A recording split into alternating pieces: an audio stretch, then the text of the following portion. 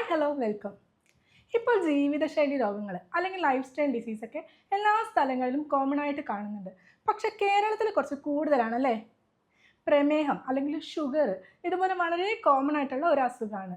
Cholesterol, pressure, fatty liver, വെരിക്കോസിൻ്റെ പ്രശ്നങ്ങൾ, thyroid രോഗങ്ങൾ, അമിതവണ്ണം അല്ലെങ്കിൽ ഒബേസിറ്റി, അങ്ങനെ ലിസ്റ്റ് എടുത്ത് നോക്കുകയാണെങ്കിൽ ഒരുപാട് രോഗങ്ങൾ ജീവിതശൈലിയുമായിട്ട് ബന്ധപ്പെട്ട് കിടക്കുന്നുണ്ട്.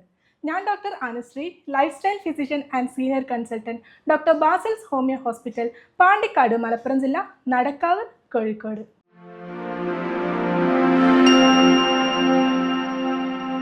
ഇന്ത്യയിൽ ഏറ്റവും കൂടുതൽ ആളുകൾ മരുന്ന് കഴിക്കുന്ന ഒരു സ്ഥലമാണ് കേരളം. ഇത് നമുക്ക് മനസ്സിലാക്കാൻ പറ്റുന്ന ഒരു കാര്യം എന്ന് പറഞ്ഞാൽ ആളുകൾ കൂടുതൽ കോൺഷ്യസ് ആയിട്ടുണ്ട്, അതായത് ഹെൽത്ത് കോൺഷ്യസ് ആയിട്ടുണ്ട് എന്നുള്ളതാണ്. പക്ഷേ ഇതിൽ ചെറിയ തെറ്റിദ്ധാരണകളൊക്കെ ഉണ്ട്.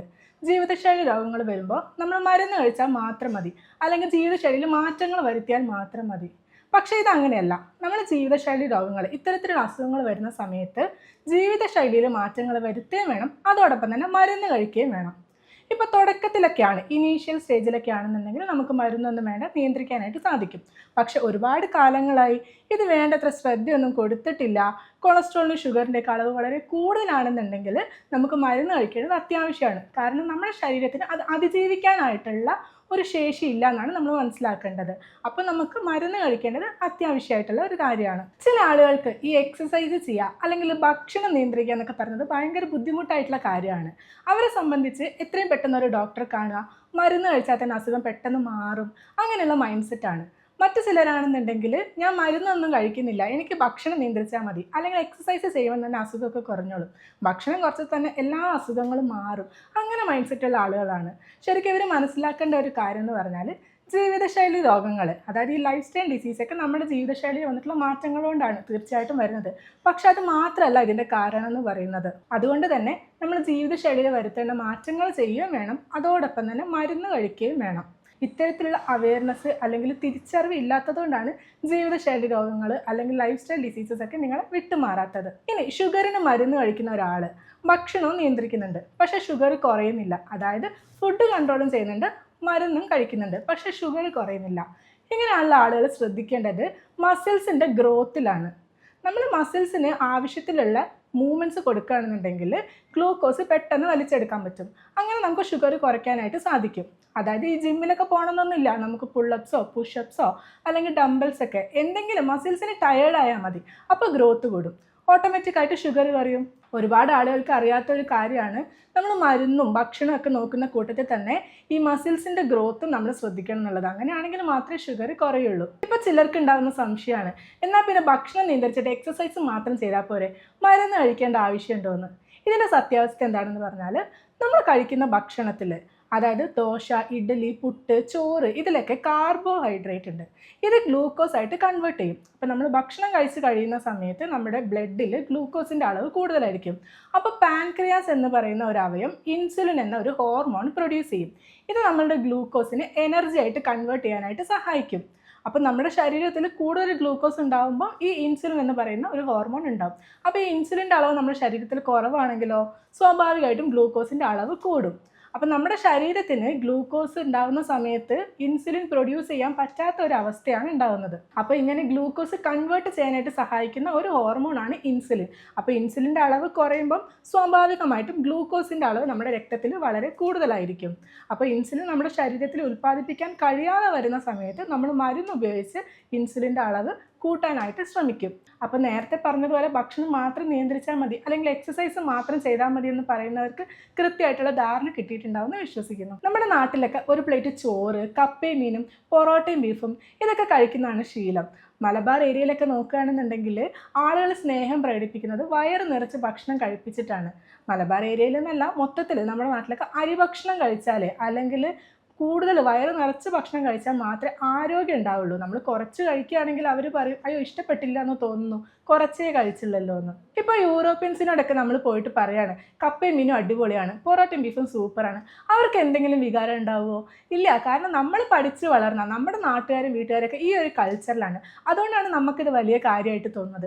പക്ഷെ ഞാൻ നിങ്ങളോട് പറയുകയാണ്, ഇതൊന്നും അത്ര നല്ല ഭക്ഷണമല്ല. ഇതൊക്കെ കഴിച്ചാൽ ഷുഗറും കൊളസ്ട്രോളൊക്കെ വരും, ബോഡി വെയിറ്റ് കൂടും, തൈറോയ്ഡ് പ്രശ്നങ്ങളൊക്കെ വരും.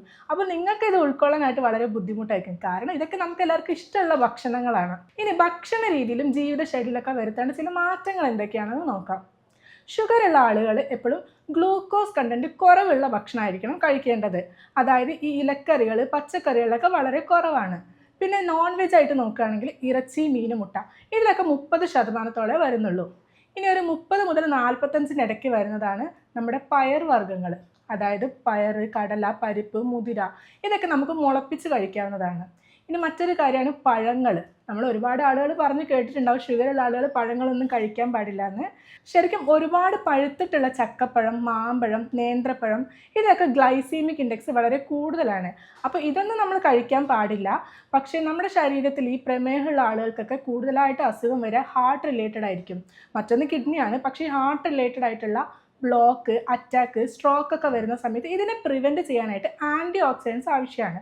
അപ്പോൾ ഈ മിനറൽസും വൈറ്റമിൻസ് ഒക്കെ ഉള്ള പഴങ്ങൾ, അതായത് പപ്പായ, ഓറഞ്ച്, പേരയ്ക്ക, മുസമ്പി, ആപ്പിൾ പോലുള്ള പഴങ്ങളൊക്കെ നമ്മൾ ധാരാളം കഴിക്കണം. അപ്പോൾ എല്ലാ പഴങ്ങളും ഒഴിവാക്കുന്ന കൂട്ടത്തിൽ ഇത് നമ്മൾ ഒഴിവാക്കരുത്. ഇത് നമ്മൾ തീർച്ചയായിട്ടും കഴിക്കേണ്ടതാണ്. അപ്പോൾ 50% മുകളിൽ ഗ്ലൂക്കോസ് കണ്ടന്റ് ഉള്ള ഭക്ഷണങ്ങളൊക്കെ നമ്മൾ കുറയ്ക്കുക, 50% കുറവ് ഗ്ലൂക്കോസ് കണ്ടന്റ് ഉള്ള ഭക്ഷണങ്ങളൊക്കെ കൂട്ടുക. ഈ ഒരു ബാലൻസ് മനസ്സിലാക്കുകയാണെങ്കിൽ കാര്യങ്ങളൊക്കെ കുറച്ചും കൂടെ ഈസി ആയിരിക്കും. ഇനി ഒരു 60% വരുന്നതാണ് ഓട്സ്. അതുപോലെ ഒരു 70-75 ഇടയ്ക്ക് വരുന്നതാണ് മില്ലറ്റ്സ്, ഈ ചാമ, റാഗി പോലുള്ളതൊക്കെ. ഈ അരിഭക്ഷണം, ഗോതമ്പ് ഇതൊക്കെ നമ്മൾ 75-80 റേഞ്ചിൽ വരുന്നതാണ്. അപ്പോൾ നമ്മൾ കേട്ടിട്ടുണ്ടാവും ഷുഗറുള്ള ആളുകളൊക്കെ പറയുന്നത്, ഞാൻ അരിഭക്ഷണമൊക്കെ ഒഴിവാക്കി ഷുഗർ ആയതുകൊണ്ട് ഇപ്പോൾ ചപ്പാത്തി മാത്രമേ കഴിക്കുന്നുള്ളൂ. പക്ഷേ ഇതിലൊന്നും വലിയ കാര്യമില്ല. 3 ചപ്പാത്തി കഴിക്കുന്നത്, 2 കയ്യിൽ ചോറ് കഴിക്കുന്നതൊക്കെ സെയിം ആണ്. അപ്പോൾ അതുകൊണ്ട് നമ്മൾ ഒരു ചപ്പാത്തിയായിട്ട് കുറയ്ക്കുകയാണെങ്കിൽ ഇത് വളരെ നല്ല കാര്യമാണ്. അപ്പോൾ ഈ ഒരു ബാലൻസ് നമ്മളെപ്പോഴും മനസ്സിലാക്കി വെക്കുക. 50% കുറവ് ഗ്ലൂക്കോസ് കണ്ടന്റ് ഉള്ളത് നമ്മൾ കൂടുതലായിട്ട് കഴിക്കുക, അതുപോലെ തന്നെ 50% കൂടുതലായിട്ട് ഗ്ലൂക്കോസ് കണ്ടന്റ് ഉള്ളത് കുറച്ച് കഴിക്കുക. ഈ ഒരു മെക്കാനിസം മനസ്സിലാക്കാന്നുണ്ടെങ്കിൽ നമുക്ക് എളുപ്പത്തിൽ തന്നെ ഗ്ലൂക്കോസ് കൺട്രോൾ ചെയ്യാനായിട്ട് സാധിക്കും. നമ്മുടെ ഡയറ്റ് എന്ന് പറയുന്നത് രാവിലെ ചപ്പാത്തി, ഇഡലി, ദോശ, പുട്ട്, ഇടിയപ്പം, ഉച്ചയ്ക്കാണെങ്കിൽ ചോറും ഒരുപാട് കറികളും പൊരിച്ചതും, രാത്രിയിൽ ഇതേ ചോറും ചപ്പാത്തിയും പൊറോട്ടയൊക്കെയാണ്. ഇപ്പം നമ്മുടെ നാട്ടിൽ ട്രെൻഡിങ് ആയിട്ട് കുഴിമന്തി, ഷവർമ, ബാർബിക്യൂ, അൽഫാം ഒക്കെ വരുന്നുണ്ട്.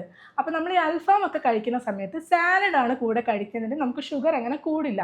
പക്ഷെ നമ്മൾ അൽഫാമിൻ്റെ കൂടെ ചപ്പാത്തിയും പൊറോട്ടയും കുബൂസൊക്കെയാണ് കഴിക്കുന്നതെന്നുണ്ടെങ്കിൽ ഗ്ലൂക്കോസിൻ്റെ അളവ് കൂടും. അരിഭക്ഷണം കഴിച്ചില്ലെങ്കിൽ ആരോഗ്യം ഉണ്ടാവില്ല. അല്ലെങ്കിൽ നിങ്ങളെ കൊണ്ട് അറിയുന്ന പോലെ തെറ്റായ രീതിയിൽ ഭക്ഷണം കഴിച്ചിട്ട് ശരീരത്തിന് ദോഷം വരുത്തി വെക്കരുത്. നിങ്ങൾ ഡോക്ടറെ അടുത്ത് പോകുന്ന സമയത്ത് എല്ലാം കൃത്യമായിട്ട് നിങ്ങൾക്ക് പറഞ്ഞു തരും. അപ്പോൾ ഈ കാര്യത്തിൽ സംശയങ്ങളുണ്ടെങ്കിൽ നിങ്ങൾക്ക് എന്നെ താഴെ കാണുന്ന നമ്പറിൽ വിളിക്കാവുന്നതാണ്. ഞാൻ മലപ്പുറം ജില്ലയിൽ പാണ്ടിക്കാടും കോഴിക്കോട് ജില്ലയിൽ നടക്കാവിലുമാണ് പരിശോധന നടത്തുന്നത്. നേരിട്ട് വരാൻ ബുദ്ധിമുട്ടുള്ളവർക്ക് ഫോൺ വിളിച്ച് പരിശോധന നടത്താവുന്നതാണ്. നമ്മൾ രോഗിയുടെ എല്ലാ ലക്ഷണങ്ങളും ചോദിച്ചറിഞ്ഞ് അത്യാധുനിക സാങ്കേതിക വിദ്യയായ ആർട്ടിഫിഷ്യൽ ഇൻ്റലിജൻസിൻ്റെ സഹായത്തോടു കൂടി രോഗനിർണയം നടത്തുകയും ജർമ്മനിയിൽ നിന്നും ഇറക്കുമതി ചെയ്തിട്ടുള്ള പൊട്ടൻസി മരുന്നുകൾ ഉപയോഗിച്ചുള്ള ചികിത്സയും നിങ്ങൾക്ക് ലഭ്യമാണ്. കൂടുതൽ അറിയാനും പരിശോധനയ്ക്കും വേണ്ടി താഴെ കാണുന്ന നമ്പറിൽ ബന്ധപ്പെടുക. It's me doctor Anusree, lifestyle physician and senior consultant, doctor Basil's homeo hospital, Pandikkad, Malappuram ജില്ല, നടക്കാവ്, കോഴിക്കോട്.